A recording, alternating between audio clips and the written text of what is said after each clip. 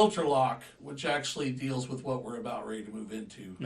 FilterLoc is a really cool. I don't know. Did you bring any of that? Well, I thought I had a FilterLoc with me, and I do. FilterLoc is actually a really cool way to.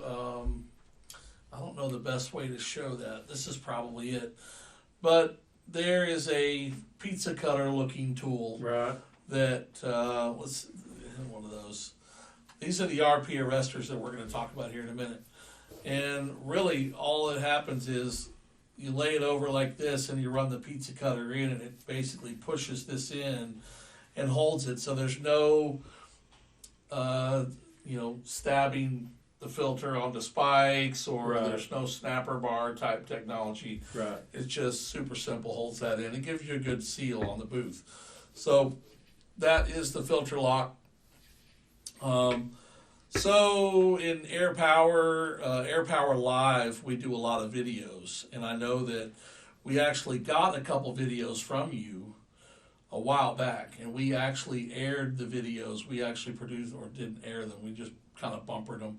Right. But we have videos for FilterLoc, and we have videos for the E-Lite. And I think Luke Downing starred on that video. He did. One of our account managers for RTT for AirPower.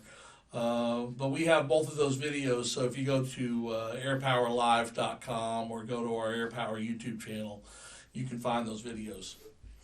All right, so let's talk about the champion in the room.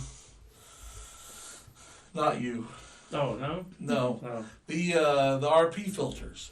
Okay. So, as we said earlier, I mean, RP is really the segue for our companies. RP, I know we've done business with you and other things too, but the level of involvement of our two companies has definitely increased with you all purchasing RP. The research, RP arrestors. Right. So, let's walk people through. RP arrestors are considered what they call paper filters or paper poly combo filters.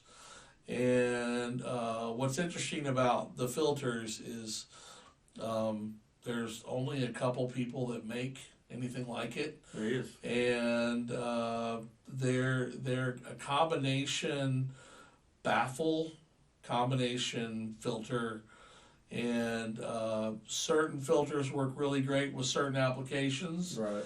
Or are meant to be used in combination with other things.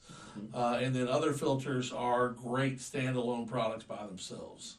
So let's go through really quick and talk about, go through the series. Okay. So series starts in the low 3000s. Yep, 3000. And so the 3000, and then it jumps to 3100, 3200 series, 3300 series, so on, so on. And so let's start out with the first layer and kind of show us what's involved in the different layers and how we grow in ability and capture ability. Right. So this would be the start, which would be the 3000 series. Necessarily the number of sequences doesn't mean that one filter is better than another one. It was just there's just a different families of filters, right? Because each filter needs a certain application and a certain type of coating to perform at its best, right? And again, like we talked about, whatever you got to take into consideration what the coating is, what the airflow is. There's exactly a lot of factors. Yeah, so the 3000 is the slit expanded paper only. There's no polyester. It has 5 layers of different types of cuts of paper and different layerings of that paper. Okay. And like I say, this filter is really not a standalone filter. It can be in certain applications, or if it's run in tandem with itself. It can actually 2 layers of this back to back meet the ANSI 51 standard of 98% efficiency against a high solid. So it can be run by itself. That's really not its full purpose. Okay. Like you said, the baffling system. I mean, I would like to call them a separator, right? It's taking a lot of that larger particulate that's going to clog up something downstream. Correct. That's a little more efficient, right? And that way we can knock out the larger particles of paint or coating or whatever we're spraying here, let those smaller ones pass through, let that additional media handle that, a lot easier. All right, we will keep moving down. So like the big brother to the 3000 is what we would call the 3100. There's still a paper only filter. Significant difference. Right. So you have the face sheets here are larger cuts and they're heavier paper. Okay. It's a heavier weight paper than what you would have more downstream. And we have 8 layers of paper here. Okay. And there is some cross laying where some of the filter layers are turned in opposite direction than the others. What you get from here is a little more efficiency because we've allowed a little more ability to either baffle or scrub out some of those larger material. But we've added a lot more face holding capacity. Yep. And I know it's probably hard to see in the video, but I keep pulling this because these like to shrink up, as they said here, but that's really how the filter would look installed. And it gives the ability for these shelves to hold a lot more paint without face loading.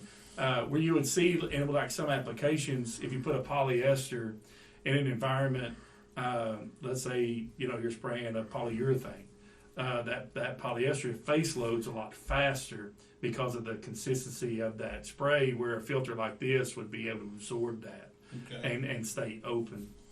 Like I say, these filters can be ran alone actually to pass the standard, but once again, I would recommend in a filtering system that they be sort of the stage 1, taking the brunt of the spray and doing the work, right, and let those other ones. And these being paper only, you'd probably want to minimize the use for a dust application. Yeah, I mean, dust would be something we're looking for something to collide and intercept into our filter.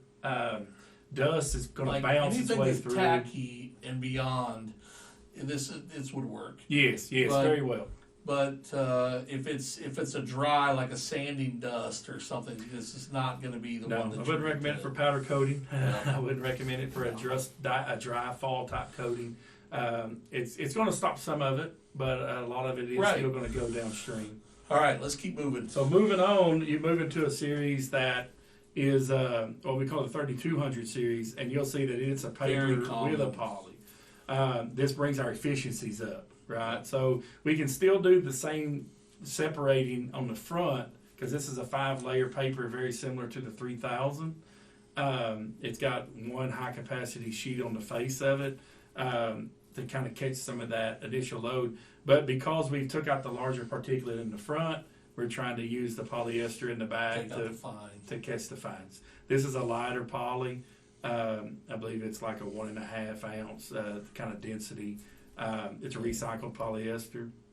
Super common in the marketplace. Very common. 3200. Very common. Would this be your number one mover, you think? In the paper poly, I would say that it is. Yeah. And because it's a very cost effective type filter.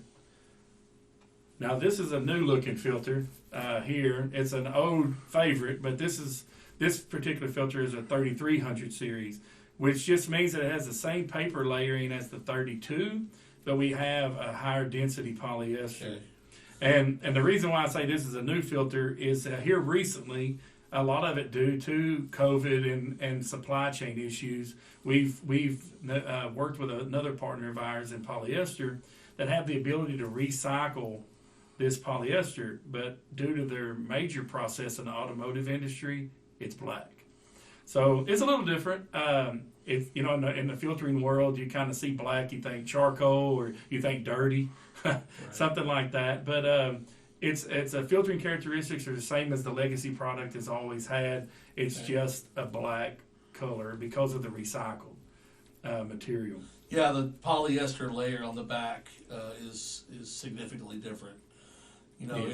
There's a density to it. So it's about twice as dense as what you would see in the 3200 series. So that was 3300. Yeah, and there's a series in between there that I failed to bring with me, but it's called the 3400 series. And it is a combination of the filter we just saw and the 3100 series. Okay. So it has 8 layers of paper. It would be what we would consider a high capacity. If you had a 3300 and you needed to get a little more longevity out of it, it's working for you efficiency wise. Let's say you want some applications, they just need another 30 minutes to get them to lunch so they can change, right? Some want another day, some want another week. It really depends on the application. So the 3400 would be the high capacity version of the 33. Has the same polyester, just a different filter loading. Going through the numbers, as I said, one doesn't mean that it's better than the other. This is a 3500 series, and the 3500 series is a pre-filter only application. That's right. I can't stress that So you enough. would think that would be like 2900. Yeah. You would think. But it has just 3 layers of paper, which is just a large slit, a medium slit, and then a fine slit. And this is I got a really nasty coating. I just need to change this out a couple of times and try to save the life of really one of those other I need filters. to extend life of the secondary layer. That's exactly right. And not only secondary, but typically the secondary and the third. Yeah, and everything. This is 100% sacrificial. All right. And that's how that's run. The 3600 series is another one of our standard products, and it's a unique product. I like it. We talked about the 3400 being the high capacity version of the 33. Really, the 36 is the high capacity version of the 32. It has 7 layers of paper, multiple face sheets to give us that high capacity, but it's still using that lighter recycled polyester. Okay. So a customer that's satisfied with the efficiency and the characteristics of like a 3200, but just want a little extra time, that would be a nice step. Than going to, what would be in essence another more expensive filter just to get that longevity. And those are all just standard products. Standard product line. Standard products, and we make those cut whatever size they need to be. So all of the polyesters used here are basically recycled polyester They're all products. recycled.